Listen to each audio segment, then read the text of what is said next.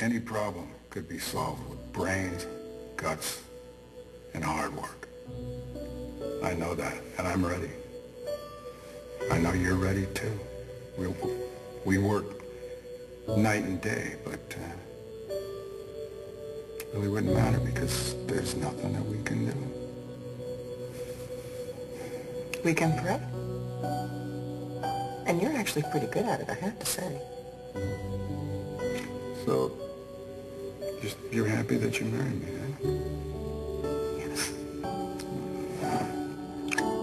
You can't just pick up and bail on your job. I mean, what's Bo gonna say? Bo knows, we worked it out. Well, what about rent? You know, you gave me all of November's rent, and you know my policy, no refunds.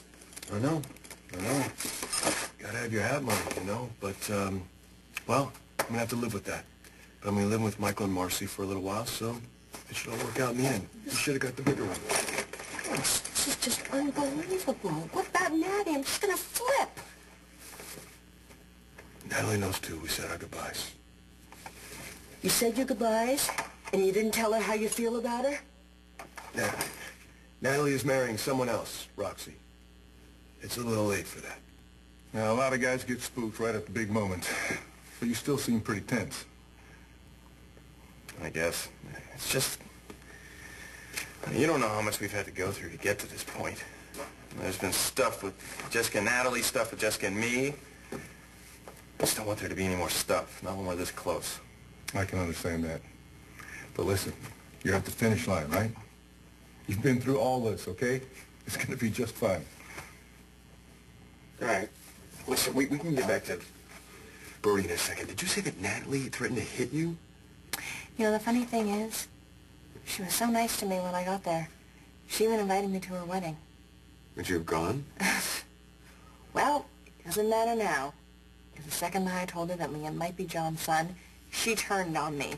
She even accused me of making the whole thing up to keep her from being happy, and I would never do something like that.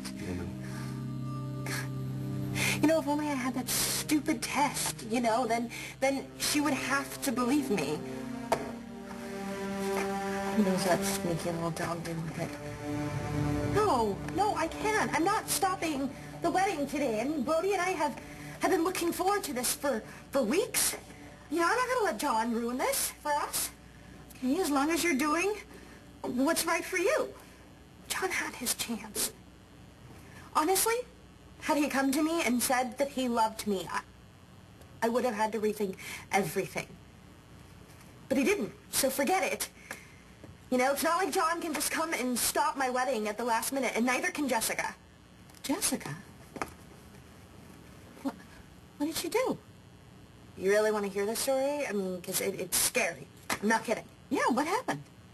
Okay, well, Jessica came to me with this whacked-out story that John is really Liam's father, and Brody isn't. I mean, it was so...